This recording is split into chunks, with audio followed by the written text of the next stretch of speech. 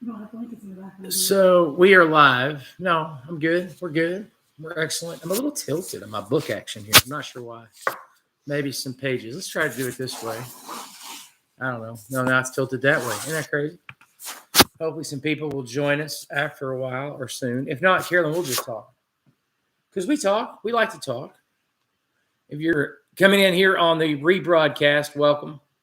Love having you here. It is Vlogmas 9, the number 9, lucky number 9. Is number 9 a lucky number? The lighting is terrible. Trying to figure this lighting thing out because my eyes look, it always makes my eyes look like I've got a mask on. We'll figure it out here in just a minute. Hey, DJ, we missed you last night. We looked for you. Where's DJ? Because we needed him. Because you're DJ.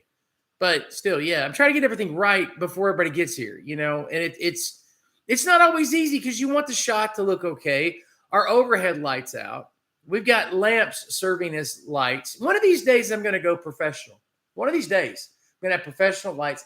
It's going to be great. It's going to be like, Alex Jones or something. No Alex Jones? You don't like Alex Jones, though, do you? Because of his voice. He's got that. It's raspy. DJ says, sorry, my life is crazier than I can explain. Hey, I understand. I know the feeling. But pay no attention to the eyes. Speaking of Dutch ovens, let me tell you what I did. I made a Dutch oven dinner tonight. I'm actually making a video to upload, not just this here live stream kind of thing. The algorithm is sort of angry with me right now because we don't live stream a lot. And because we don't live stream a lot, what happens, sorry, I'm looking away, but I'm trying to figure this lighting thing out. But what happens is that when you don't live stream and then you start live streaming, the algorithm doesn't know where to put you. It's not personal. I don't think it is personal. Maybe it's personal. Maybe they don't like me. No, nobody at YouTube knows me. So of course it's not that they don't like me. I think YouTubers though, we take it personally. If your demographics were good last month, you're wondering why aren't the demographics good this month? What happened? But when you go live, when you switch up what you do, you definitely pay for it in the algorithm. There's a punishment, if you will. And so you're trying to do some things. And what I didn't do this year that I did do last year that I should have done this year was continuing to upload videos while we were doing the Vlogmas thing. So I failed at that. So what I did, now that Billy at Strong's Adventures is here, good to see you as well, because I just made a video or making a video where your name is actually in it because we're talking about cooking in the Dutch oven. I cooked an amazing dinner tonight. Did I not? Yes, it was fantastic. It was fantastic. It was fantastic. And I'm going to have a video all about it. Hopefully it'll come out tomorrow or the next day. And you're going to love it because it's just a lighthearted video about me cooking in the Dutch oven and why I like cooking in the Dutch oven and why you should, and why I'm going to learn to talk one of these days, and why you should subscribe to Strong's Adventures channel because Dutch ovens are amazing. He's an expert. I am not, but you'll really enjoy it. Walter Langston is in the house. Toby's in the house. Good to see you guys. Bryn G is in the house. Feeling better. I can tell Bryn G is feeling better just by the way she types, by the speed at which she releases information. Good evening. DJ says, oh, what a crowd tonight. You missed it, DJ. Last night we averaged, what was it, 15 viewers? Yes. Hey, listen, I'll take it. I'll take it. Tonight, not as much, but that's all right. But we just got started, so who knows? We just got started. Here's the thing. I got to tell you about this, though. The, theme tonight is, it's theme parks.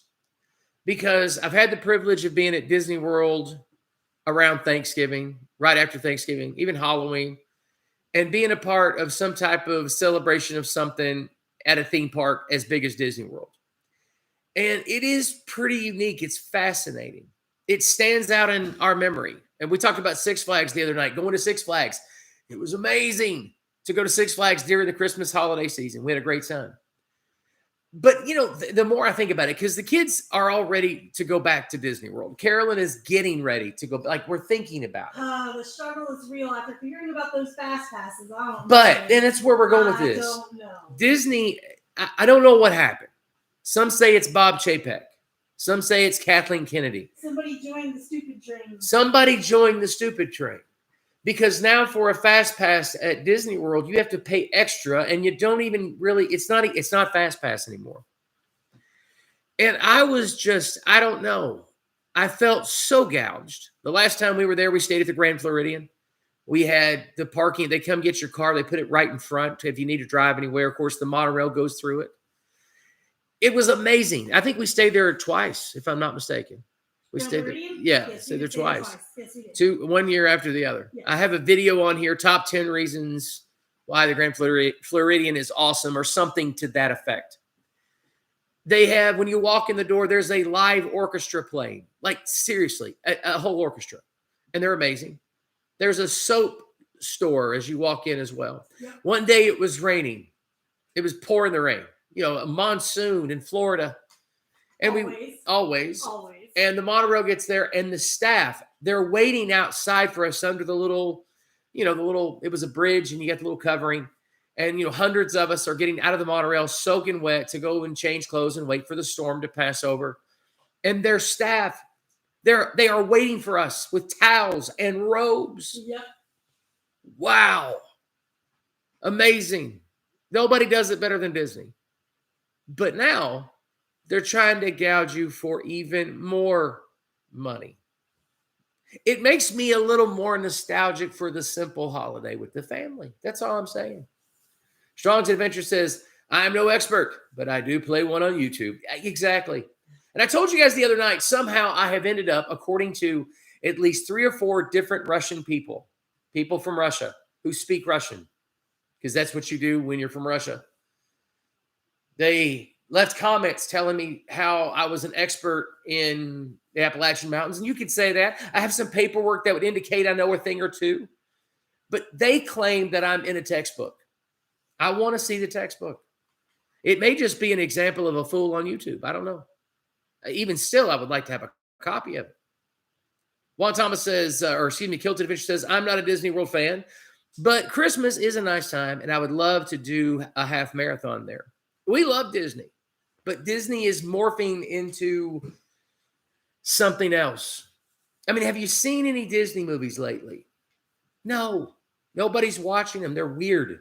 They're all very weird. They keep remaking movies. They remade The Lion King with CGI characters. You know what I'm talking about? And it was weird, strange.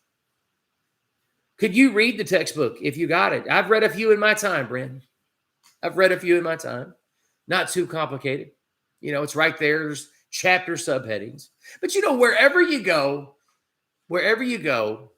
you almost in the back of your mind are thinking about some other place while you're there, and because you're comparing things all the time in your mind. So if you're celebrating a holiday at some place as grand as Disney World, there is that part of you while you're there thinking, I do miss home. Come on, it's true. Dennis Jackson says, we are Bad Batch 9. We are, or bad. I'm assuming that's Bad Batch 9. Yes, indeed.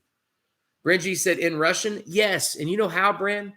With Google Translate. Google loves us so much that you can find anything in any language. You enter it into the browser and put translate, and it'll tell you what it says, or close to it. It gets a little crazy going from like Russian to English, then back to Russian, or vice versa. But you can do it. It's possible. Walter Langston said, the last one I watched was Frozen 2. My daughter, Anna, my oldest daughter, Carolyn, she claims that Frozen 2 is awesome. I've not watched it. I don't know. Truth be known, the soundtrack to Frozen 1. What's her name? Isa. I don't know. Every time I see her name, I think Liza Minnelli, but that's not what it is. But that song is amazing. Let It Go. It's an amazing song. Well written, beautiful tune. Idina Menzel. Idina. Let's do Idina. Idina, Bofina. No. She also did Wicked. And so it was a masterpiece. Frozen 2, I kind of scrolled through it. It's like, not really. Kilted Adventure, Toby, he says, the Russians like your knockoff channel. Probably. And I do have I think I told you about that, is that I did find a couple, one in India and one in Russia. They are mirror sites of my website, and there's nothing I can do about it. Nothing. I mean, if they just give me a little piece of the action, just a little piece, just a little piece of the action. By the way, coming soon, guys, this is kind of cool. Coming soon, we're going to have a partner program if it gets approved by YouTube. YouTube has been bombarding me with how I need to do partnerships. They keep, when I say bombarding me, again, Nobody at YouTube knows me or cares. But the bots, that they'll say, hey, you need to do this. And you'll get an email or whatever. Some of you other YouTubers have probably seen this.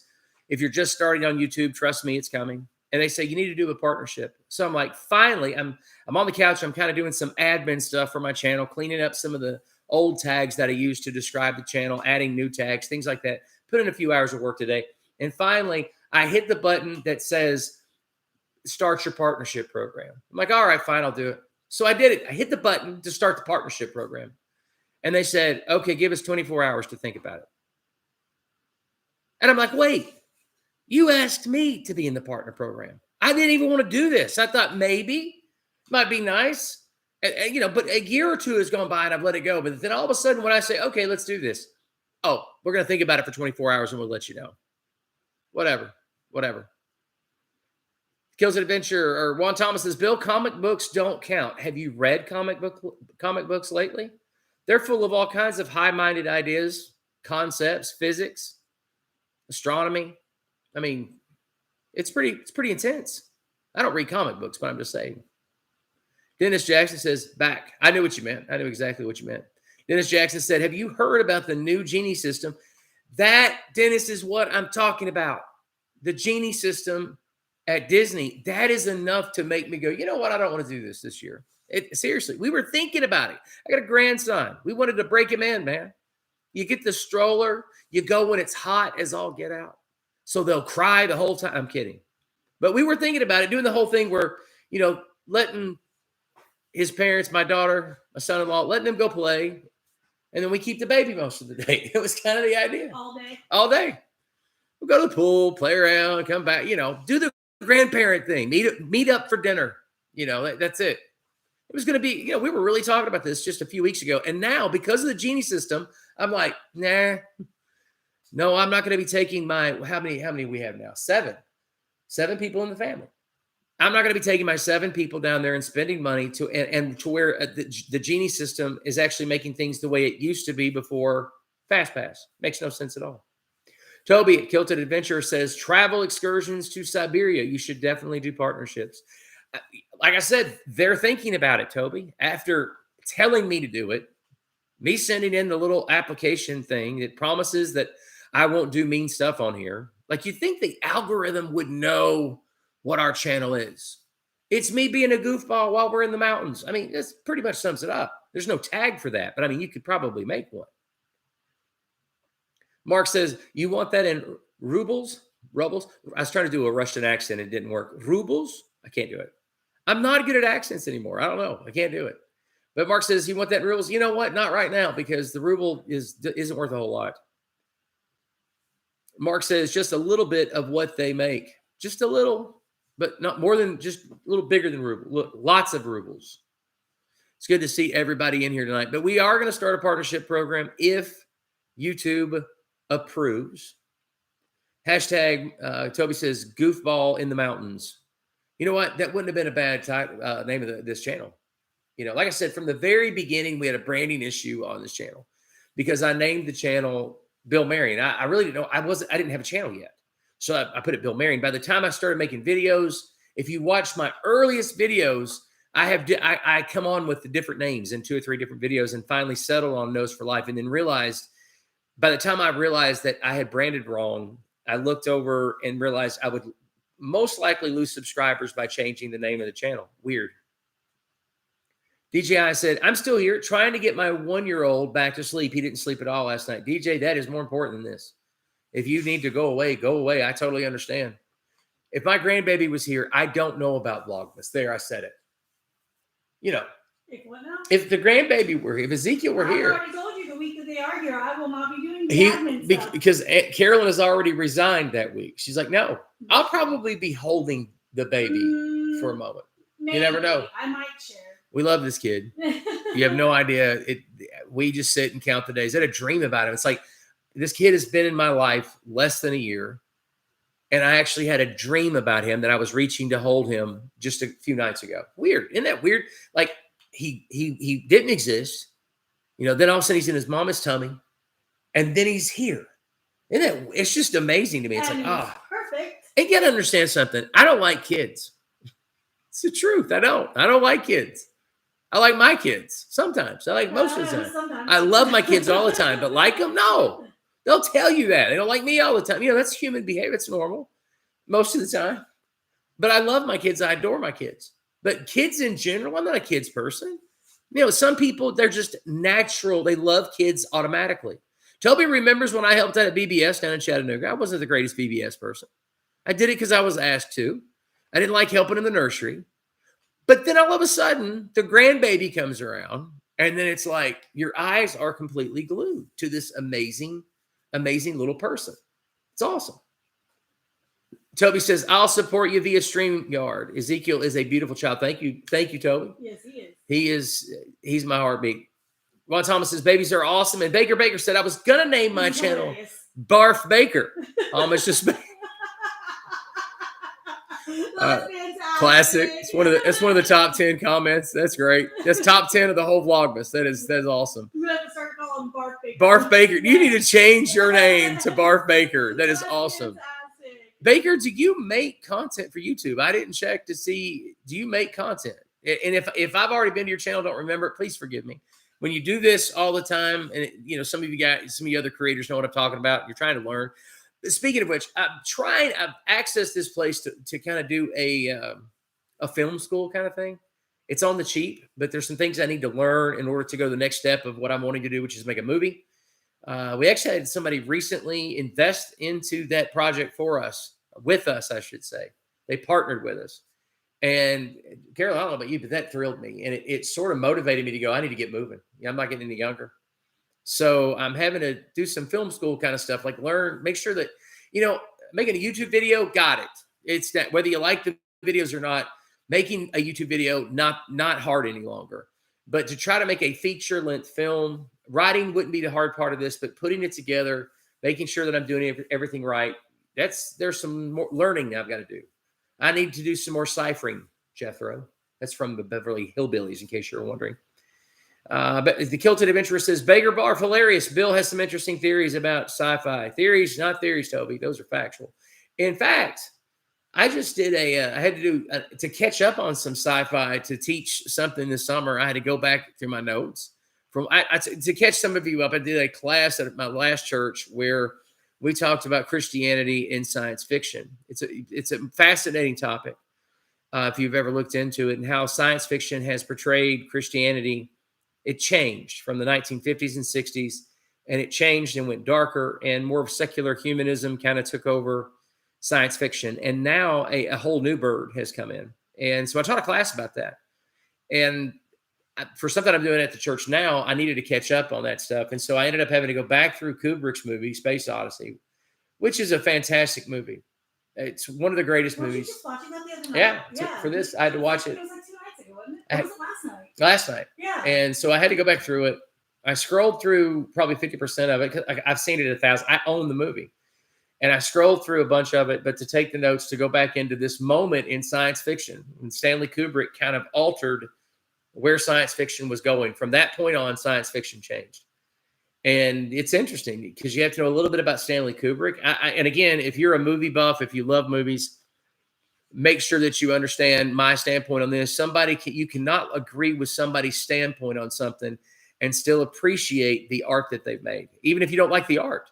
Now, Stanley Kubrick's movie is amazing, but I don't like the message in the movie, and I'm not a huge fan of the person of Stanley Kubrick.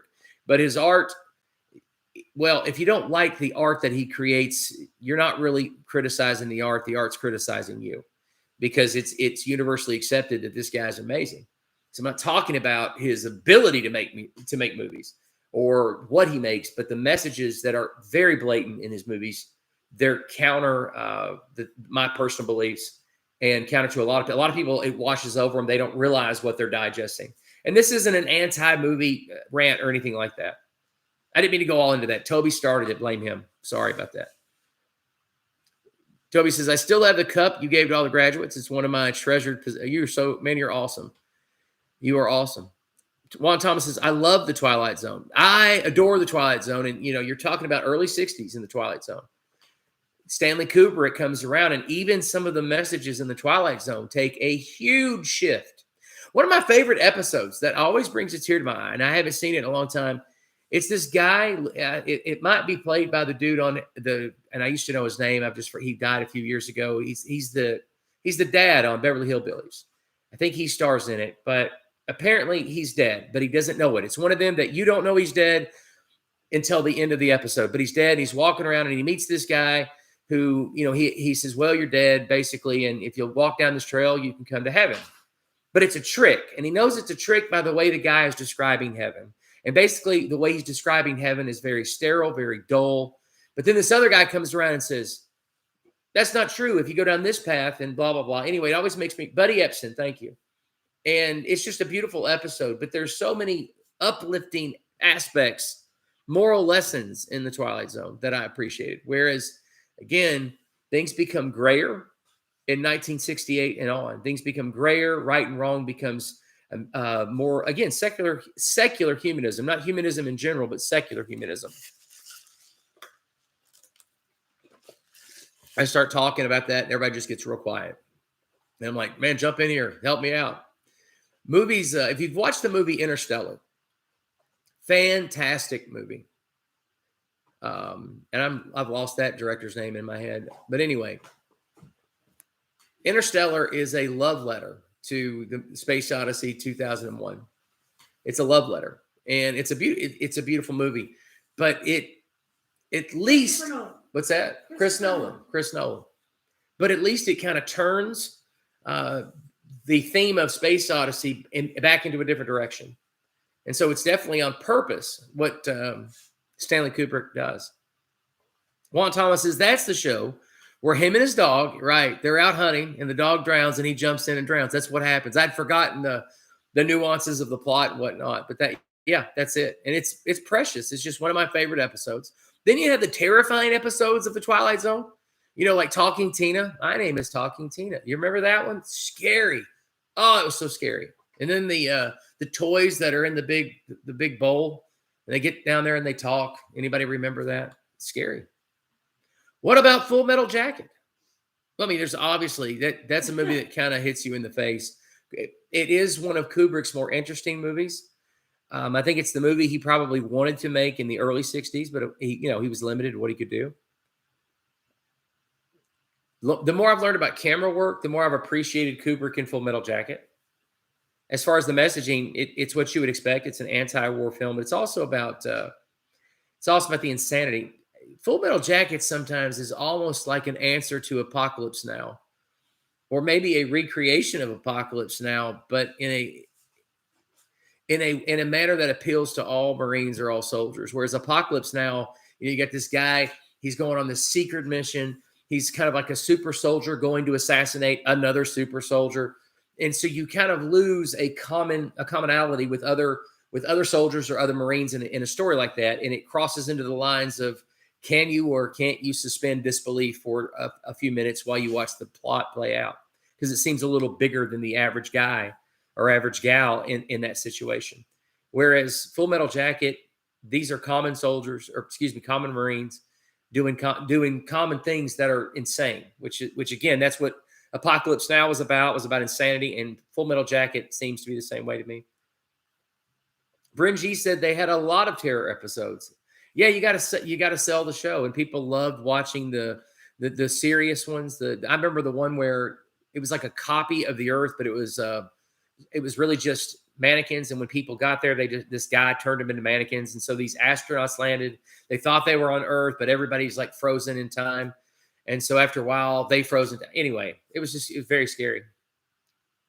Should I put your email address down there? Ray of Hope Harrisonburg at Gmail. Is that? I thought it was rayofhopeharrisonburg.com, and then you go there. No, he's talking about there's a Gmail. No, you can just go Bill Marion at Bill. Yeah, an easier way is just to go Bill Marion. You got it. She'll post it right there. Just make sure anybody can, especially the group that's here, anybody that would watch after. These are very intimate sessions. We don't get a normal, it doesn't go out to a lot of people. But here's the thing. In the message, make sure you write something like something to get me attention. I get thousands of emails, I feel like, a day. Probably not literally 1,000, but I mean, a lot. So make sure that you put on there Vlogmas or YouTube person, something that jumps out, all caps kind of thing. Juan Thomas says, a stop at Willoughby is a great Twilight Zone show. A stop at Willoughby. I do not know that one. I bet it's great. I thought I'd seen them all. And I think they were on Netflix or another platform, and I can't remember. And I was going to, binge watch maybe a couple hours, but I've seen those episodes a lot. I don't know them by name, though. Old McDonald, good to see you here tonight, by the way, bud. Watched an old World War II movie this morning called Run Silent, Run Deep. Clark Gable and Burt Lancaster, classic. Younger people, and my age group, which is why I think that, I laugh that we've had any success on YouTube at all. I praise God for it, and I thank you for it. We would not do this without you guys. You guys make it possible, especially when we establish these relationships. And I think about Juan or Bryn or Toby or Billy, and I could just go on and on and on.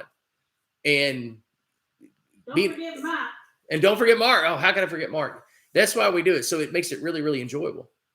So when you're in a, email, somebody's wanting to email or something like that, it's great to be able to give an email address out and say, hey, shoot us an email. So we're really grateful for that. I was going somewhere else with that, and I don't remember what it was. I got sidetracked.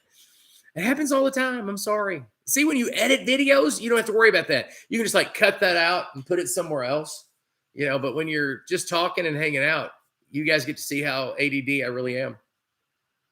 You can find them right here on YouTube. Oh, yeah, I guess you can. Never thought about that. Toby at Kilted Adventure says, Father Goose, Cary Grant, one of the best World War II movies. That's what I was going to say. People my age, I seem to be the cutoff, 45 and up, still appreciate the old black and white movies and watch them in a mindset to understand the movie better. In other words, we have a better grasp on the 1940s, 50s, and 60s. Get people that are like 44, 45 and younger, it's almost like they're too disconnected from the 40s, 50s, 60s, and 70s to really be able to get the Cold War mindset or the Great Generation mindset to appreciate the movie. It's almost like you have to have known your grandfather that lived through World War II, or at least was in that environment, even if it was here on the state side, to really appreciate it, or have studied it in school to a great extent. There was a time I felt like I'd gone to Vietnam. Dad's a Vietnam veteran. And from studying Cold War in college, I think I had 3 different classes just on the Cold War. So I felt, and I was in the Army. Okay. So there's all these crossover things. And so for a long time, I really felt like, I was like, I feel like I've been to Vietnam without the flashbacks and PTSD. I didn't mean to offend anybody by saying that. I sure didn't.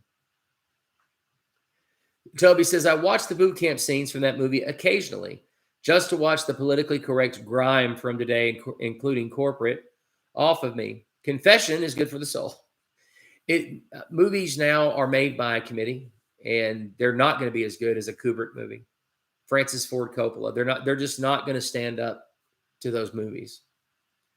Juan Thomas says you can find them here on YouTube. Kilted Adventure says, actually, I got out of order here. I apologize. Baker says, Father Goose was a great movie. Did Billy at Strong's Adventure says, Bill getting sidetracked in a live feed? No, say it ain't so. But that is what we like. Hey, you can go anywhere when you're talking, right? That's the way I look at it. Bing, bang, boom. Fringy said, yes, because the computer graphics today is what draws in the younger crowd. I learned, you guys were with me when I was learning to green screen, put graphics in and silly stuff. And I went through a phase where I absolutely just couldn't stop putting things in the videos because I was doing something that I never thought I'd be able to do. I thought I'm too old to learn and all that stuff. My son was doing that when he was like 12 on his phone. But for me, it was a big accomplishment. But you're right. The kids today, they want to see stuff that they want to see how good your CGI is, which mine is not, but they want to see how good it is. Baker says Cary Grant movies are all pretty great, classic stuff. I agree. I still watch The Longest Day and some of you guys will know the movie I'm talking about. It was like a movie version of D-Day. And it never fails. I'll start off watching The Longest Day, like maybe in the summer, one of those afternoons these afternoons do not come often for us in the summer. Spring, summer, fall, very busy for Carolyn and myself. Matter of fact, the slowest time of the year for us is right now. This is when this is the beginning. I was going to say, after this week. After this week. Then it kind of dies for like a month, and it's kind of a time to rest. But in the summer, I'll kick back and watch The Longest Day. And I can just about quote it now. You know, it's one of those things. And then after, I'll get so pumped, I'll end up watching Band of Brothers, all of them, every episode. But, you know, some people, when they get into that mode, they watch, what was the Tom Hanks movie made? I can't remember. They say it's a really good, accurate portrayal of D-Day. But I'm not a fan of the movie. I know, I'm weird. I liked Band of Brothers probably more than I've liked any war movie, including Platoon. I watched Platoon, little serious note here. I watched Platoon in 1986 with my dad. Dad didn't want to go by himself, and it came out in movies. And we went to the movies. It was like a 7:30 on a Tuesday night, which is odd, but he was hoping nobody would be in there, you know, be empty. But the movie was kicking. And when we walked in, there was not a female in the entire theater. And they were all, I was probably the youngest one by 15 years or 20. And all of the men in the theater, and this is in 1986, all of the men in the theater were probably Dad's age. I'll never forget this. By the end of the movie, it's not just that men were crying, men were wailing. And I'll never forget that. I realized then that Vietnam was not just a movie. It was something that it was a massive, painful event for tens of thousands of young men and women. And I realized that my dad's, you know, what I had grown up with, Dad had severe PTSD. He would jump up at night. He slept with a handgun under his bed. He would grab it constantly. It's by the mercies of God, nothing ever happened, but he would have nightmares, still does. He sleeps, he's downstairs in our house here, and we'll hear him at night. I'll check on him, but he still wakes up, you know, and screaming. And then, of course, it comes out in other little things. You know, we traveled with Dad. He was a minister. And the way he would park his motorhome, he would park the motorhome like in a combat way. If you've been in the military, you know what I'm talking about. We call it combat parking. But he would immediately look around to exits where we could get out quick if we had to. What if we had to run out? I mean, it was just very intense man, and still is. He's a warm man. Don't get me wrong. But in 86, and he started hanging up all of his Army stuff in 1986. So Platoon, and for some people, was kind of the beginning of therapy concerning the war. Interesting stuff, guys. And I hate to be a downer here at Vlogmas and Christmas, but hey, you know, we got to talk about it all. You know, I think it's from the movie Vanilla Sky. You can't talk about the sweet unless you've tasted the bitter. But I don't know. I don't even know that that's a bitter story, you know, because, you know, Dad volunteered to go. He wasn't drafted. He volunteered to go, and he had a miserable experience like most men did. He stayed 2 years. And when he came back, there was, you know, there were issues with a lot of people. Some of them even in our chat that have come back with horrible, you know, experiences, and they're working through it one day at a time. Saving Private Ryan was the movie. Wasn't not a fan of that. But what was it? Barf Baker? Was that his name? Barf Baker? Yeah. Love that. It's hilarious. So Baker Barf. Baker Barf. That's it. Baker Barf. Walter Langston said, know someone who was at Pearl Harbor when they were bombed. Oh, that's, man, the stories they could tell. Old McDonald says, Dad was a World War II vet, died last year. I am very sorry. I'm very sorry for your loss. Very sorry. That's tragic, because you're losing somebody who is so connected to one of the biggest moments in American history. Toby at Kilted Adventure says, Bryn G, that's why I gravitate towards a lot of British series. They rely on acting versus violent CGI, gore, lasciviousness, whatever. Yeah, it's true. I like watching European television. I'm trying. I just can't do it, to kind of do a survey of cinema, you know, in Japan, cinema in China. I can't, I'm not there yet. They call it a cinephile. First of all, I hate that name, but you know, people that love cinema, and I love cinema, but I'm not there to the point that I'm willing to sit around and watch Vanguard movies all the time. And I like shooting in black and white. I get it. Okay. But I'm not always into a black and white movie where you don't really know what's going on throughout the whole movie. I'm not there yet. Bringy said the Kilted Adventurer. My son got into Downtown Abbey a while back. He talked about it a lot. Don't know why he stopped watching it. Toby says, watch Downtown Abbey several times. Poldark is another one. I've heard of Poldark. Some people have been recommending that. Juan Thomas says, Hamburger Hill is a good movie, yet hard to watch. I bet it is. Hamburger Hill is it's not to me what Platoon is, but it's almost like there's a group of people that identify better, from the Vietnam era. They identify better with Hamburger Hill. I know the story and the situation. It's just I don't have the movie in my memory as much as I would Platoon. It's funny because my son's generation, they see Platoon as a classic war movie. And I don't see it that way. But his whole generation, his friends and everything, they see it as it's The Longest Day, or whatever Army movie you can think of that was made in the 50s or the 60s celebrating the victory in World War II. Those are kind of propaganda films. I don't mean that in a bad way, but Platoon and Hamburger Hill, for that matter, and their realistic portrayal of the Vietnam War, they don't seem to celebrate war as much as, of course they don't, as much as the other movies did. There was a mentality change. But my son, they see World War II movies, or excuse me, they see Platoon as I would see a movie like The Longest Day.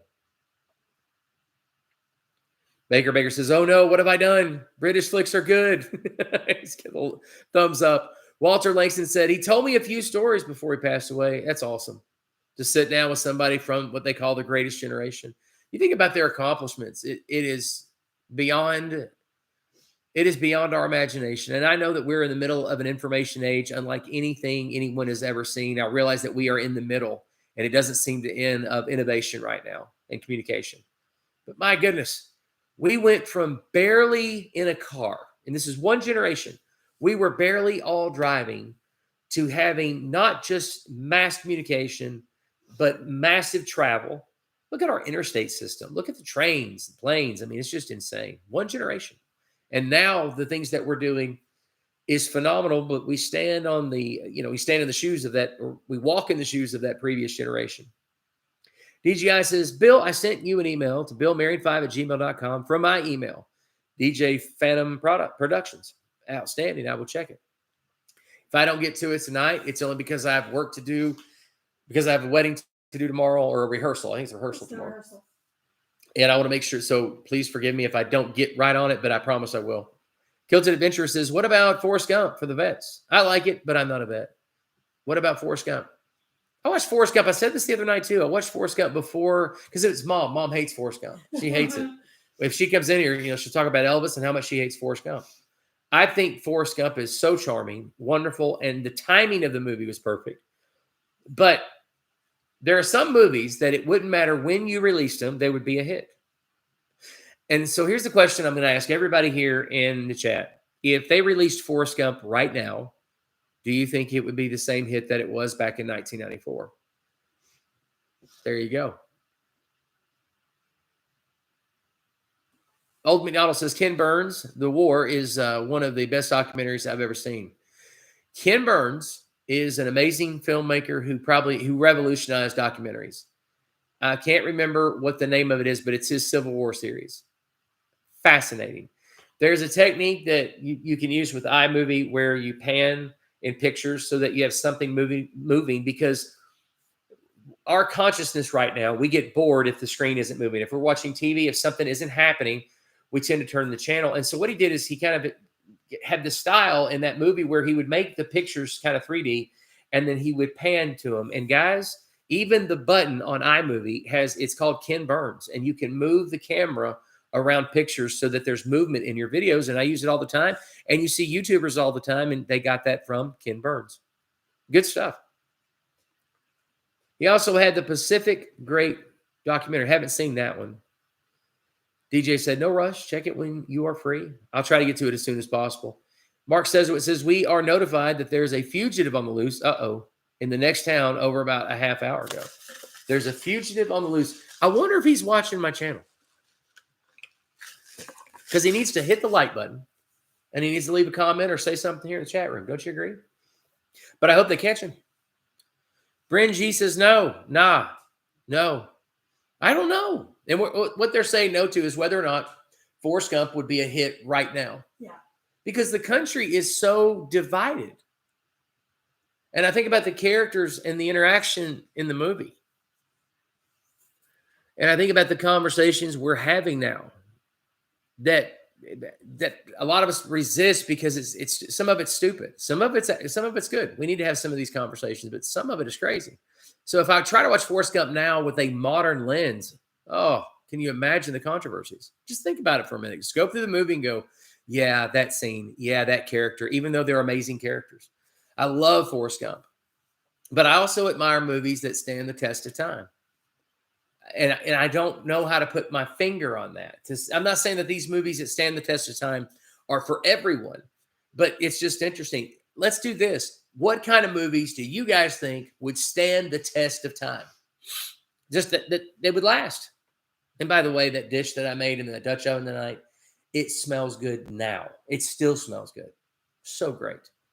I mean, the pot roast tender, because the Dutch oven, it's where it's happening. Watch, they'll call an update saying he's in our neighborhood. Mark, if he's in your neighborhood and he tries to get in your house, just keep watching. Have him sit beside you and we'll talk about it. No, I'm just kidding. Make sure your door's locked. Old McDonald says, think it would. Some are just good anytime. I think some are like that. But you have to put yourself in today's mindset, not our mindset, not your mindset.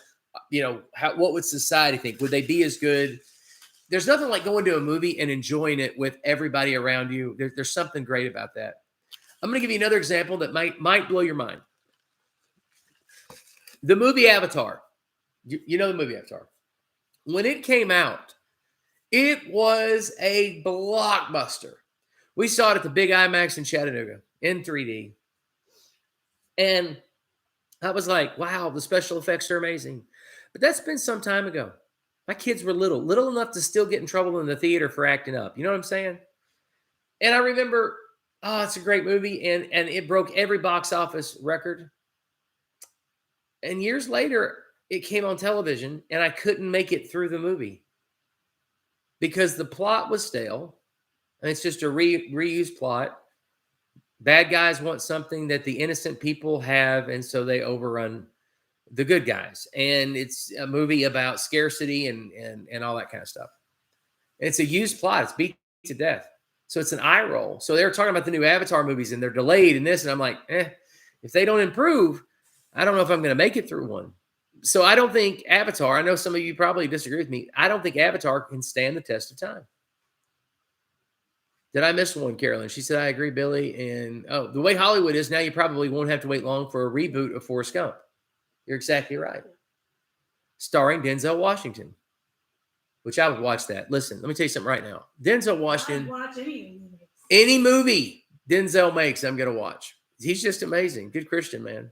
I like him. Reggie said, Hollywood has no imagination, so they are doing all reboots. And they don't even reboot the right things. Oddly enough, I would like to see Space Odyssey 2001 reboot because I think you could make a more interesting movie if you just stay along the frame there. Not a salute to that movie, but actually redo it. Oh, McDonald says fried green tomato stand-up. Wow, that's a good one. That might be a great one. I think it would stand up. Mark says, guess what? State police chopper hovering a quarter mile away. Mark, you listen to me right now. Make sure your doors and windows are locked. Protect yourself. Whew. Come on, man. You're scaring me. Oh, McDonald says, I try to live in the past. The present is too scary. Yeah, but if you live in the past, you can't go forward. The best thing to do in that situation is just turn the TV off because you don't want to stay in the past. I like remembering the past. I like, we do a lot of history stuff on here. After all, I'm in a Russian textbook, so they say. By the way, I don't think for the record, I do not think I'm in a Russian textbook. I think those are bots is what I think. My Russian friends are bots. But if not, I would love to see them in the chat room hanging out. I need to learn some Russian, though. No kidding. That'd be fun. Harrison Ford's Fugitive. Sure. But here's the thing. What you're seeing right now in cinema is a complete tearing down, if you will, of what they call the patriarchy. They want to see fewer men saving the day, fewer men helping women. They want to see fewer white men altogether. That's not what this channel is all about. Calm down, everybody. Everybody starts typing simultaneously. But that's what they're wanting to see in cinema right now. I didn't say that's what the public's wanting to see. That's what we're seeing. So you're seeing a lot more women having conversations in the plot with other women as opposed to having conversations with men. And in the conversations with women, it's not usually about men. So it's kind of bringing women to the forefront. So when you have a movie where men are at the forefront, it usually gets a huge backlash. I'm just sharing, man. If that's all new to you, surf around YouTube and, you know, type in some stuff in the search there about women in movies, modern movies in a women's role and things like that. Baker says, kind of like watching a Hallmark movie all the time. Yeah. And some of it's just not realistic. You have women superheroes. It's just weird. And they'll face up to another villain or something, or vice versa. And they'll have the women just destroying these big, huge, muscular men. And it's like, I want to go, it's not that I'm not for women. I am for women. I guess you would call me second wave feminist, but whatever this is, it's kind of hurting the plot lines because it makes it to where you can't suspend disbelief. A good example of that is the new Star Wars trilogy. Carol and I love the character Rey in The Force Awakens. She's an amazing actress, wonderful talent, but she was foolproof. Like, she couldn't be defeated. She always won, and she never really received any kind of instruction to get better. So she was born with all these superpowers, you know, and people like to see the arc of a hero, whether it's a man or a woman, Carol. You agree. You know what I'm talking about. You want to see a hero go through all of the steps where the hero fails in the middle, but then is redeemed and finishes out the hero. But they skipped the part, and the fans hated it because of that reason. They loved her at first. It was just kind of weird. It's not like it's trying to reverse sexism. That's what you know, second wave feminism was trying to do, is trying to end sexism. I couldn't agree more. We need to end sexism completely. But this turned into something else. It was just kind of weird.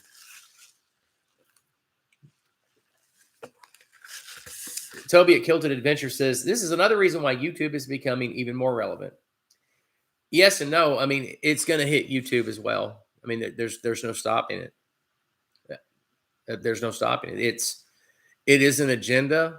I don't see the overall purpose. It would be, if the overall purpose was innocent in the sense that the people that were pushing, you know, certain agendas, if it really was to change things, I would be fine. But usually, I just don't trust people to be that good.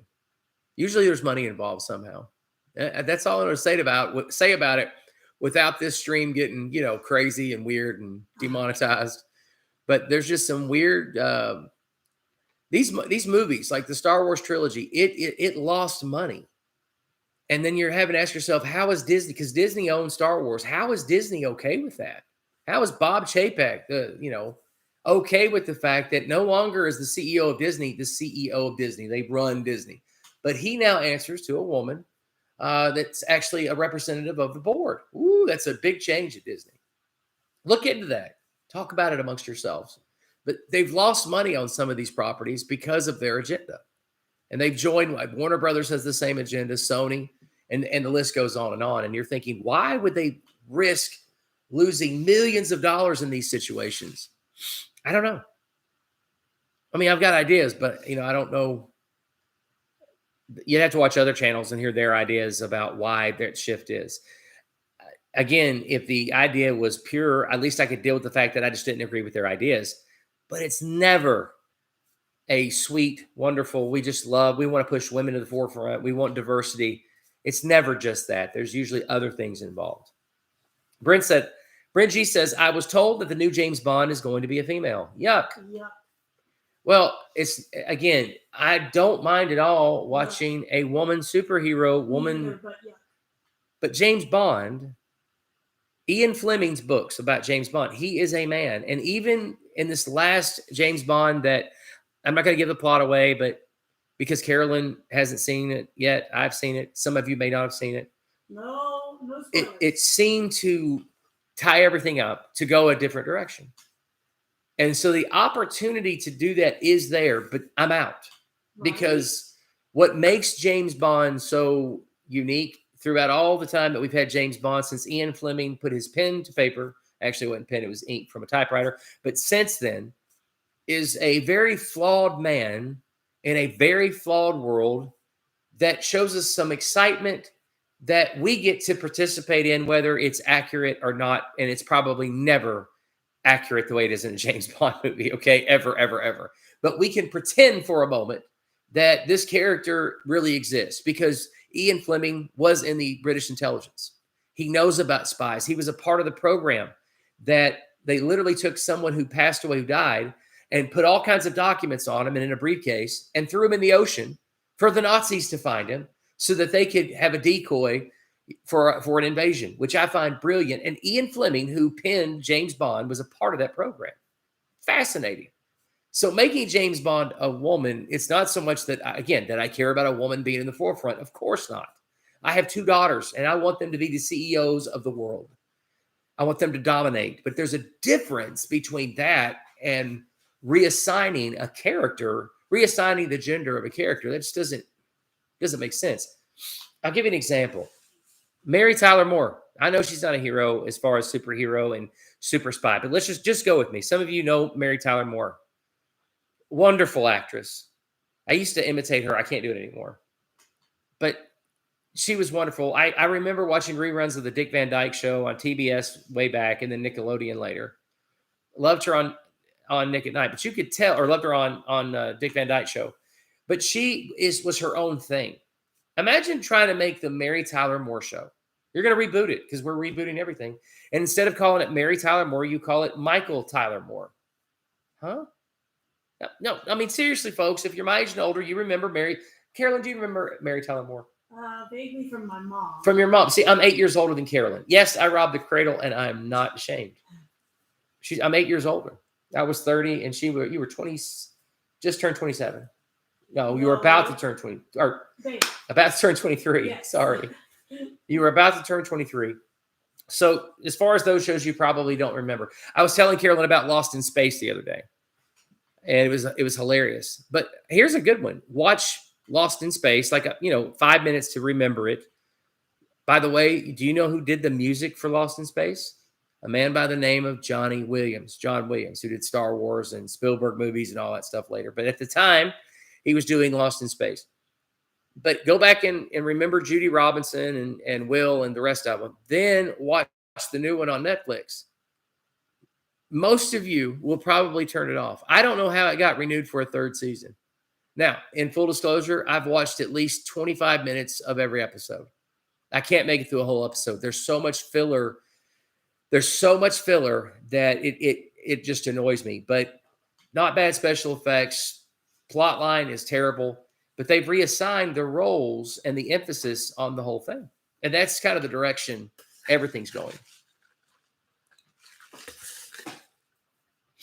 Kilted Adventurer Toby says, yes, I watched the second half of the Lions game again just a few weeks ago. Secondhand Lions. Oh, I thought you said, I saw again and I read game. Secondhand Lions, not a bad movie at all. Secondhand, Mark said the same thing. Secondhand Lions, good. Danger, Will Robinson. Danger, Will Robinson. Yeah. Brengie said, reassigning is the problem I have too. I'm a female. Why? What are they going to call it? James Bond? Jane Bond? No, she said Jamie Bond. Jamie Bond or Jane Bond. Here's the thing. It's interesting because I'm afraid they're that stupid. I'm serious. I'm afraid they're that stupid. I'm not sure why they wouldn't just lift the concept and do their own thing. In other words, you're not trying to Bourne Identity. You remember that? Jason Bourne. Good stuff. Fast-paced action. It's handheld. Why don't they start a franchise like Jason Bourne, or not exactly like it, but where you give a woman these abilities to escape and do weapons and give it a try. Give it an honest college try. Hurrah. And people go after it and give it a chance as opposed to remaking stuff. Just seems boring. But if you're trying to get a movie out, think about this for a minute. You don't want to take a risk on an IP, a property. You don't want to take a risk on an IP, a new IP. But if you make a movie called Jane Bond, the controversy alone is going to stir up some attention to put people in the seats. I'm just saying. Maybe that's it. Old McDonald said, Mr. Smith, couldn't stand that guy. In the new Lost in Space, actually, I love Mr. Smith now, but I hated him when I was younger watching him. Because I was like, this guy just tried to kill the family, and you're letting him back on the ship in the next episode? Why? In the new one, they kind of explained some of that a little better, but they've changed Dr. Smith to a female, and she's not a doctor, and all. It's just crazy. Mark says, sheesh, Bill. That was, I don't know, weird. Michael Tyler Moore. Well, you're going to start writing the script, Mark? Mark's ready. Mark's going. He's going for it. But it sounds good, though, doesn't it? Michael Tyler Moore. Oh, I wish I could remember the words. That was weird. I wish I could remember the words right now to the theme song because I love theme songs to shows. I love it. Brent G says, there again, no imagination. You're right. You're right. All of those shows were the same in the 60s, you know, and that's a very second wave feminist show. Nothing too offensive in it. It's hilarious. Can you imagine anyone else but Mary Tyler Moore? Make it after all. We're gonna make it. Yeah. I remember. Excellent. Yeah. Excellent. And she was awesome, man. Mom and Dad used to watch that. There was those are older shows. You had good times. Controversial show now because people know the behind the scenes stuff and it's kind of crazy. Kilted Adventure Toby, he says Tomb Raider boomed, and that was Angelina. Oh, I didn't see it. I'm having a hard time seeing tonight. Not sure why. Seriously. It says Tomb Raider bombed, and that was Angelina. Did Tomb Raider bomb? Yeah, I think it did. Because I loved it. I think it did bomb though. Like as far as theaters go and whatnot, I think it did. The movie, the franchise. Oh my goodness, what you love this woman, and you love the franchise, but I cannot remember the name of it. Zombie Apocalypse. She's like from Russia or Latvia or something. Oh my gosh. I don't know. Resident Evil? Yes, that's it. This woman, because I saw one of her first movies was in Dazed and Confused. Well, isn't it the same as Fifth Element? Same woman as Fifth Element. Yeah. But she's chicken. Fifth Element is all. There's an original movie right there. That's a great movie. You know, there's a movie we would have loved to have seen a sequel in. Bada boom. Bada boom. But she is so Bada smart. bada boom. She basically owns the Resident Evil movies. Yeah, she really does. That's empowering to women. I mean, think about that, what I'm saying. In other words, ownership and the gathering of wealth is actually, that actually elevates anyone, all races. The elevation of wealth is what does the idea that, oh, I'm going to be the actor, the actress, man, you are working, the majority of the profit goes to some fat guy or fat gal in the office. They're not fat because they have surgeries, okay?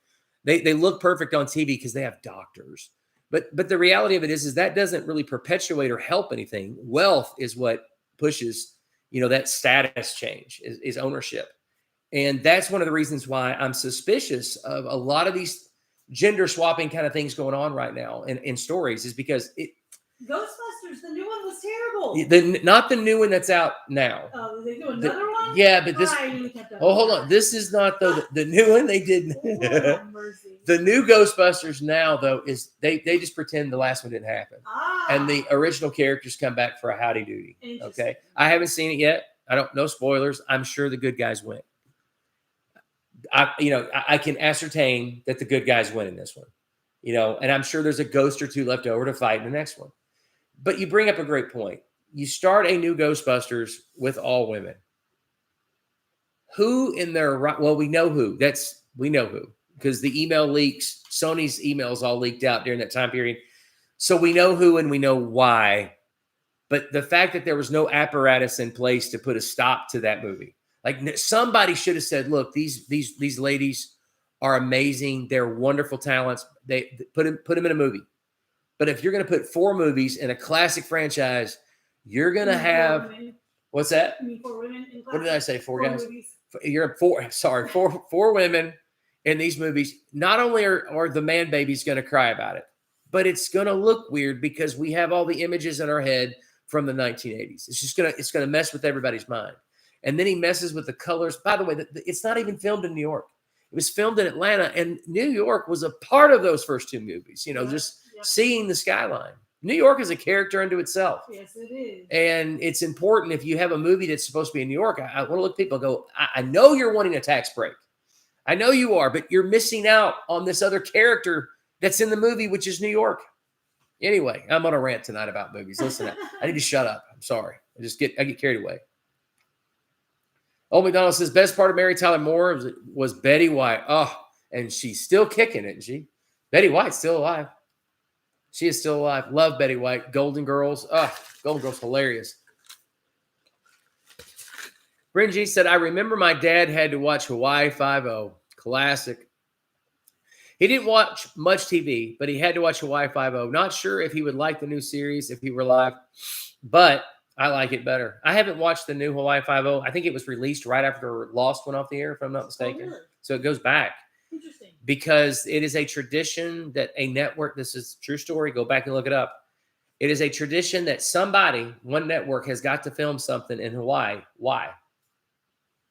Because Hawaii is a character in the movie or in the series. Yes, because every time you're paying, and we've learned this from making YouTube videos, yes, is make sure, unless I'm in a goofy mood and you're hearing a lot from me, there needs to be more action and scenery than me. I can do voiceovers, but as far as I'm not pretty enough, is what I'm saying, to have the camera on me a lot. So you want to get shots of where you're at so that people are submersed. And when you're filming in Hawaii, you've got another character that people can relate to. It's pretty awesome. A character that doesn't really change, and a character that you can actually dream about being with. I can go there, and I can have an adventure there. As the monster. Yeah. Walter Langston says, need to see the new Ghostbusters movie, but did see the one with the women and did not like that one. You are hilarious, because that is exactly what we went to see it. Despite all the negative press, despite the fact that it had the worst like ratio than any other movie that has been on YouTube as far as, like promos. And we gave it a chance. And I sat there. We went to the IMAX. We paid bigger money and left going, yeah, it's terrible. Wow. And just kind of thinking, it wasn't just the trailer. This was a terrible movie. And I felt so bad for the women in that movie, knowing what was coming, the backlash, and that feeling of, why are we being rejected so much? And that, sure enough, I mean, if you look at their tweets and everything else, they do have this feeling of, they hate men. They think it's a bunch of women haters, It's like, no, it's a bad movie. It's got nothing to do with you. It's a bad movie. Yeah. Kristen Wiig is amazing. And some of the stuff that they do in the movie, it's cute, but it's not Ghostbusters. I would love to sit down, and I tell Carolyn, she just rolls her eyes. I just love to sit down with these women and just go, look, it was just a bad choice. Fire your agent. Yep. It wasn't you. Yeah, because those ladies actually are funny in some of the other movies. They're hysterical. That movie was terrible. They're hysterical. Kristen Wiig, amazing. Yeah. Bridesmaids, hilarious. Yes. I mean, even as a guy, that's like a chick movie. That's what I was thinking. So, the women of the house, they're watching it. So I sit down, plop down in the dad chair. It was years ago, and they're watching it, and I'm in the floor laughing. It's hilarious. Kilted Adventure says, I'm the gatekeeper. And then Billy says, are you the key master? Baker says, I read Jack Lord Never Left Hawaii. What's that? He read Jack Lord. I read Jack Lord Never Left Hawaii after the series. He loved it. I've heard great things about Hawaii. Not good things, great things. Yeah. You get the whole thing. Well, it's more expensive, but it's Hawaai. Carol and I, we loved Lost, the series Lost. It's like our favorite series. We own it. And we own it. We own the whole series. Yep. But we used to talk about it all the time. Even if the plot in a particular episode was meh, yeah, the scenery was worth watching. Yes. And it was great. Violet Johnson is in the house. She said, agree, Bringy. Bringy says, and Violet Johnson, a.k.a. Mom, you're coming here right at the end. You should have been here earlier.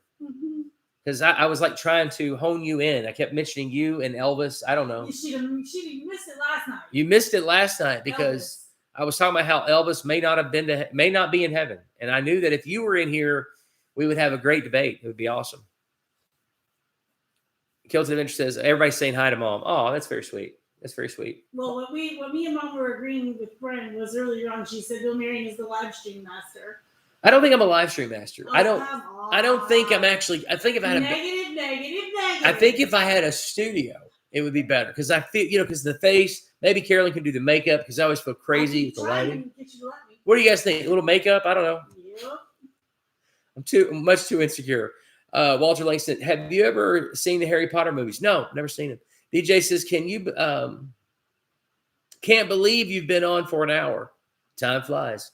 You know what? The truth is we probably, if I did a live stream format show, which I have thought about doing every day, this is sort of, in some ways, this is a practice run for that idea. Like, could I do this every day? I could.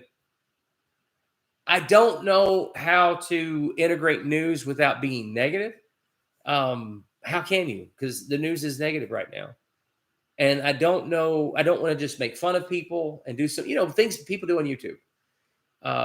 Mark Dice. I don't know if any of you watch Mark Dice. He's hysterical, but it automatically isolates you from so many different people. So I don't know. It's something to talk about. Old McDonald says, some things are just iconic. Can you imagine someone else doing, he stopped loving her today? No, I can't. Oh my gosh. The Possum. He is awesome. And that makes me want to just start singing the song over and over again. I was singing that to Carolyn. I was trying to tell her all the words and just the imagery. And I thought she was going to cry. She never heard it. And I thought she was going to cry. It's just awesome. Place to read upon the door. Reggie said, wasn't there a thing about makeup last year? Jessica trying to get him to wear makeup. Yes. What are we talking about?